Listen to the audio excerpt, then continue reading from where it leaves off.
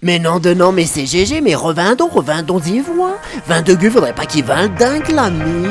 T'entends, ça c'est l'accent dauphinois. Salut à tous, je voulais commencer cette vidéo déjà pour vous souhaiter une bonne année, la santé et surtout vous remercier parce qu'on est 5000 abonnés, ça devient incroyable et c'est grâce à ça que je suis de plus en plus motivé avec des super commentaires, des likes et n'oubliez pas de partager. Allez, on attaque. Alors cette vidéo elle s'adresse à tout le monde, autant débutants, intermédiaires, confirmés. Si vous cherchez à comprendre, c'est déjà tout gagné, vous allez pouvoir vous auto-évaluer, conseiller les autres et progresser plus rapidement sans perdre de temps.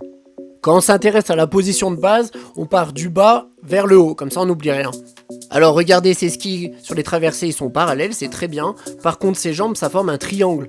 Si vous voyez un triangle, c'est que vous êtes en appui sur les quarts intérieurs. Ça veut dire que dans vos chaussures, vous avez le poids à l'intérieur de vos pieds et ça va pas être bon. Il faut que les pieds travaillent ensemble, parce qu'on veut que les skis aillent au même endroit, qu'ils prennent la même direction. Donc quand vous êtes parallèle, ça veut dire qu'il y a un pied qui est sur l'intérieur et un pied qui est sur l'extérieur. Et bien sûr, pour le chasse-neige, vous êtes évidemment sur l'intérieur, pour les deux pieds. Quand vous skiez, imaginez que vos skis sont le prolongement de vos pieds. Moi, quand on marche sur les spatules, j'ai l'impression qu'on marche sur les doigts de pied. Et c'est exactement ça. Parce que si vous avez l'impression que vous êtes monté sur un engin, vous allez vous laisser guider par l'engin. Et non, c'est pas ça. Les skis font partie de votre corps. Et si vous pensez comme ça, votre corps il va avoir beaucoup plus envie de bouger. Le ski, c'est un sport de déséquilibre. On passe son temps d'aller d'une jambe sur l'autre, de se relever, de se baisser. Elle a une bonne flexion de cheville. Certains appellent ça l'appui languette. C'est simplement mettre du poids sur l'avant du ski pour bien le contrôler. Et ainsi éviter que le ski flotte et qu'il parte dans tous les sens. Si vous êtes appuyé sur vos talons, vous risquez de croiser les skis. Au moment du virage, elle contre un peu et elle veut rester verticale. L'erreur est dans la flexion du genou qui est un petit peu trop importante et qui la met sur l'arrière. Au moment du déclenchement du virage, quand vos skis vont dans la pente, il faut accepter de se laisser aller comme si on avait envie de plonger. Si vous avez du mal à ressentir ce mouvement, cherchez un petit talus en sécurité et vous essayez à partir de l'arrêt de ressentir ce mouvement, d'avancer vers l'avant et de plonger.